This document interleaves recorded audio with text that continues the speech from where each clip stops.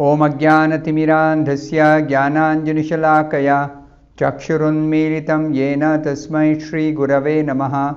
Nama Om Vishnupadaya Krishna Presthaya Bhutale Srimate Bhaktivedanta Swamin Niti Namine. Namaste Saraswate Deve Gauravani Pracharine Nirvishesha Shunyavadi Paschatya Deshatarine. Jaya Shri Krishna Chaitanya Prabhu Nityananda Shri Advaita Gadadhara Srivasadi Gaura Bhakta Vrinda. Hare Krishna Krishna Krishna Hare Hare Hare Rama Rama Rama Hare Hare. Om Namo Bhagavate Vasudevaya Narayanam Namaskritya Naram Chaiva Narottamam Devim Saraswatim Vyasam Tato Jayam Mudirayet. In this session, we'll be discussing from the 48th verse of the 13th chapter of the first canto of Srimad Bhagavatam. Tadidam Bhagavan Rajan Eka Atmatmanam Swadrik Antaro Anantaro Bhati Pashyatam Mayayo Rudha. The meaning of this verse is, therefore, O King, you should look to the Supreme Lord only, who is one without a second, and who manifests himself by different energies and is both within and without. This verse is spoken by Narad Muni. He is addressing Yudhishthira Maharaj. He is explaining the philosophy first, and then he is going to give the details about where the two uncles of Yudhishthira, Dhritarashtra and Vidura, where have they gone. That is basically Yudhishthira's question to Narad Muni. So Narad Muni is going to answer that. Before that, he explains the philosophical basis for the solution to Yudhishthira's problem. And already Narad Muni has explained that when our own body is under the clutches of material nature, how can we help somebody else who may be suffering or undergoing difficulty because of their bodies being under the clutches of material nature? So it is ultimately the Supreme Lord who is the Supreme Controller, who actually is the ultimate cause of all causes. We have to look towards Him only after we do our duties. It's not that we neglect our duties because Supreme Lord is in control. No. We have to do our duties. But beyond that, we only look towards the Lord. And Srila Prabhupada explains this in the purport very elaborately. Srila Prabhupada says, the Supreme Lord, personality of Godhead, is one without a second. That means He is the only one who is a Supreme Lord. There are no two Supreme Lords, only one. Supreme means one. And there is nobody else who is a competitor to God. Sometimes we hear that somebody else is challenging God. And that is never possible. It never has happened, never will happen. Even when Krishna was present on this earth, He had incarnated 5,000 years ago. He was in Dwaraka. One Asura by name Paundraka, he declared himself as the real God, and he told Krishna, he challenged Krishna that you give up your symbols because I am the real Vasudeva.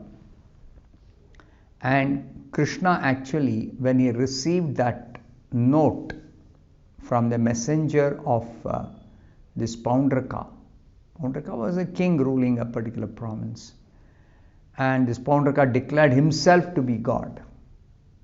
And this happens even now, that somebody declares I am God. So these sort of claims have no real foundation They have no real basis. So Krishna just sent a Sudarshan Chakra. The Sudarshan Chakra cut off this Paundraka's head. And that was the end of Paundraka. So these sort of claims have no real basis.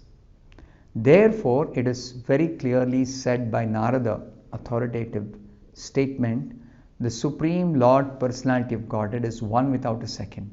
But He manifests Himself by different energies because He is by nature blissful. Even though He is one only, He is not a limited person like us. So He has many forms and all of them are identical to Him. They are all only one person. Rama, Narsimha, Vamana, Vasudeva, Sankarshana, Pradyumna, Aniruddha, Narayana, all, Balaram, Krishna, all are Krishna only, one person. So He manifests Himself by different energies. The living beings are also manifestations of His marginal energy. We are also energy of the Supreme Lord. But what kind of energy? Called marginal energy. And this marginal energy characteristic is qualitatively one with the Lord. That means our quality, which is spiritual, is same as the Lord's quality, which is completely spiritual. So we are not material beings, we are spiritual beings. And there are innumerable living beings both within and without the external and internal energies of the Lord. So, apart from this marginal energy, the Supreme Lord has got the external energy, the material energy, and the internal energy, which is the spiritual energy. So, within the material, with spiritual energy and within the material energy, there are innumerable living beings. Since the spiritual world is a manifestation of the Lord's internal energy, the living beings within that internal potency are qualitatively one with the Lord without contamination from external potency. They are pure. In the spiritual world, there are many living beings, but all of them are pure. Means there is no contamination of the external potency. Although qualitatively one with the Lord, the living being in this material world, due to contamination of the material world, is pervertedly manifested. So this manifestation here, that means everyone here has got a material body. And that material body is not only externally covering the soul, but the consciousness also has become polluted by the material atmosphere with a false sense of identity as I am independent, I am the Lord, I am the master, I am the enjoyer, I am the proprietor. All these contaminations are even there in the consciousness. So that's why Srila Prabhupada says here, the living being is pervertedly manifested in this material world, and therefore he experiences so-called happiness and distress in the material world. What is our original position? Completely blissful, eternally in the association of Krishna in the spiritual world. That is our original position. That's our pure state of existence. But this contaminated state in the material world is such that there is illusory happiness and there is illusory distress. Such experiences are all ephemeral. Ephemeral means they are all temporarily manifested and do not affect the spirit soul. The spirit soul is completely aloof from all the material coverings or the material influence. The perception of such ephemeral happiness and distress is due only to the forgetfulness of His qualities. We forget our own spiritual quality in contact with this material nature. We forget ourselves, we forget our spiritual nature. Now, our qualities are completely spiritual, like the Lord's quality, which is completely spiritual. There is, however, a regular current from the Lord Himself, from within and without, by which to rectify the fallen condition of the living being. The Lord wants to correct our mistaken identity. So He makes arrangement. He makes elaborate arrangements in this material world. So from within us, He corrects the desiring living beings as localized Paramatma.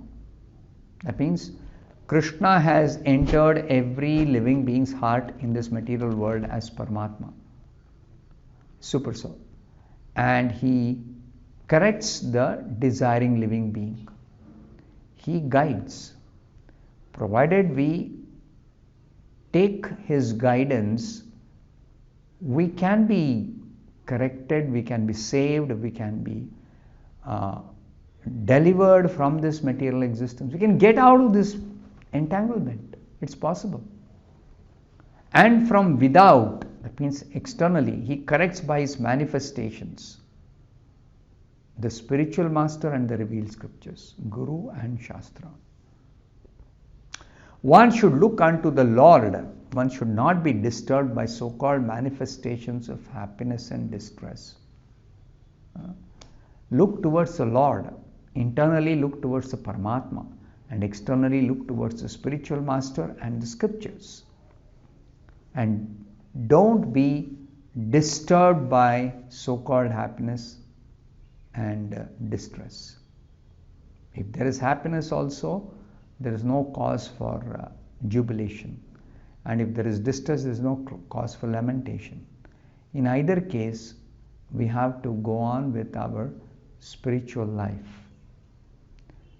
So therefore, Srila Prabhupada says, instead of being disturbed, one should try to cooperate with the Lord in His outward activities for correcting the fallen souls.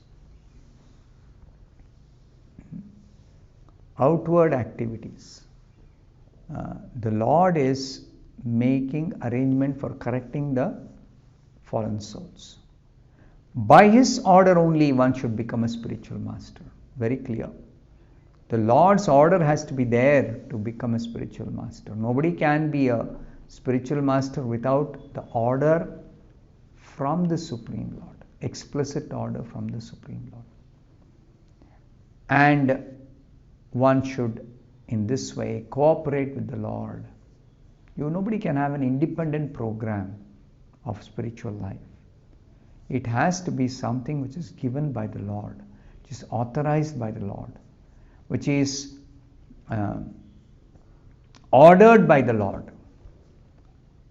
One should not become a spiritual master for one's personal benefit, for some material gain, or as an avenue of business or occupation for earning livelihood. This is very, very bad. Somebody becomes a guru so that they can live off the disciples. That is very wrong. That should never be done. Neither should spiritual master look for some material benefit from the disciples. No. Bona fide spiritual masters who look unto the Supreme Lord to cooperate with Him are actually qualitatively one with the Lord. See, the bona fide spiritual masters are completely spiritual personalities. They have no tinge of any material contamination. Therefore, they are described as qualitatively one with the Lord.